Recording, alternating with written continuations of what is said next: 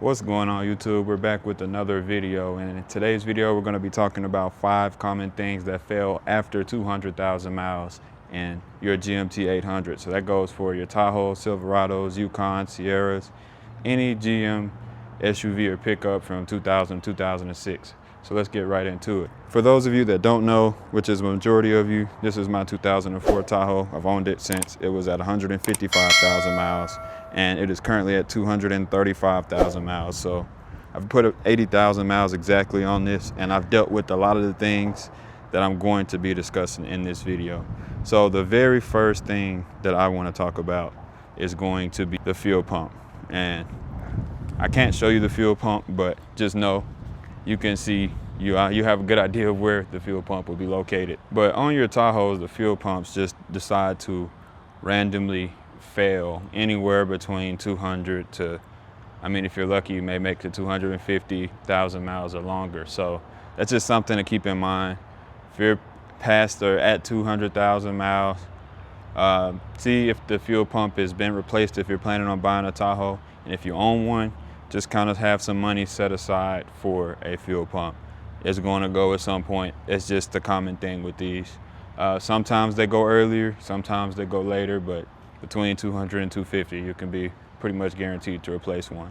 And one quick tip, if your fuel pump does go out, you can reach under the truck and beat on the fuel tank about 5 times as hard as you can, and that may be enough to get you back on the road and get your truck to start.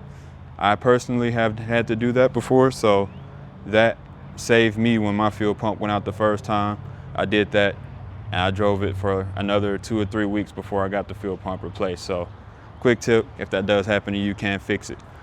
So crazy, but it does work. So that leads me to the second thing on your GMT 800 that is probably going to fail, and that is going to be your heater hose connectors. And I'll put a picture of them on the screen, but for some reason GM used plastic heater hose connectors on your GMT 800s, and over time as they get older they disintegrate and they normally just break apart in literally 2 pieces. So on your typical Tahoe, I'll zoom in very quickly here.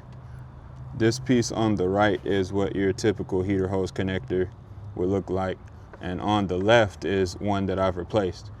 So this one snapped on me and it leaked all my coolant out and left me stranded. I was lucky enough to be pulling in the driveway when it broke, but this is what normally breaks, one of these 2.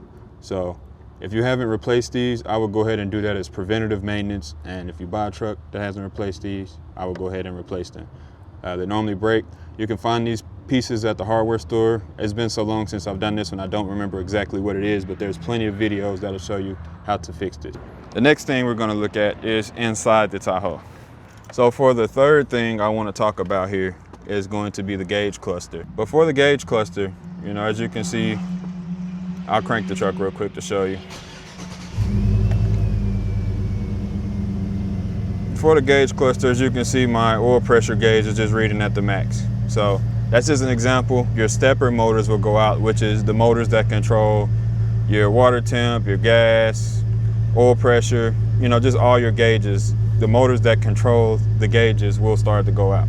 And as you can also see, my gear selector light is also gone. I can't see what gear I'm in, literally, unless it's pitch black outside. But that's just something that's common in these trucks that you're going to deal with once you get past 200,000 miles, or sometimes even before then. You're gonna have to deal with some of these things, like you're gonna have to deal with your gauge cluster failing. So that's something to keep in mind.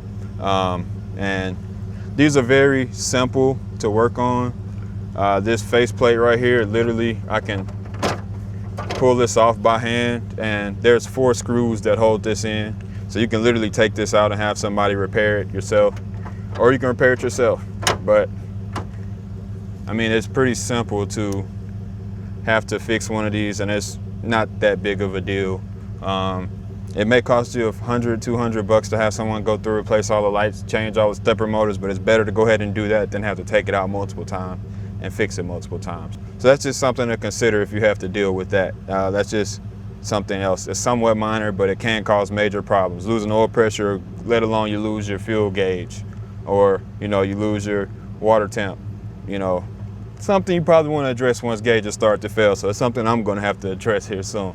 So let's go ahead and move on to the third thing, which is going to be the headliner. And as you can see, mine is starting to bite the dust. And at 235, honestly, I've seen worse headliners, but this one is on its way. And it's just a typical thing in your GMT 800s for the headliners to fall. It's just after 200, after so long, they just start to fall. And I live in Texas. We have 100-degree summers, and it's 100 degrees 3-4 months out the year. And this truck has never seen a garage in its life. So, I mean, it was bound to happen. Our trucks, the GMT 800 platform is known for the headliners being pretty weak. So that's just something to keep in mind when you decide that you're going to buy one or look at one. The headliner hasn't been replaced, it's probably going to fall at some point. And so for the last thing, which is number 5, is going to be for my 4x4 guys, which if you've owned a Tahoe, Silverado, any GMT 800 for 200,000-300,000 miles, you've dealt with this, your transfer case. So you're more than likely going to deal with your transfer case failing, and that's not a cheap fix. Me, fortunately and unfortunately, I don't have to deal with that because my Tahoe is 2-wheel drive, and I don't have to worry about a transfer case. So that's for my 4x4 guys. Hopefully, y'all don't deal with that. If you buy a truck that's 4x4, make sure they have either kept up with it or done the maintenance, or if you don't care about that, then I guess just go ahead and do the fix yourself or be prepared to replace that. So those are my 5 things, and 5 things that I would consider replacing. I know there's a lot more that I could have covered in this video, but I just wanted to give you 5 general things. I know there's probably more important things that I missed, and if so, leave a comment down below. Let me know what you guys think, and let me know what you guys have personally experienced. And we can have those conversations in the comments. But before I end this video, I just wanted to address a few things, but really quickly. Number 1, the first thing I want to address is I know I've been gone for over a year and a half now, or about close to a year and a half off of YouTube, just due to personal reasons.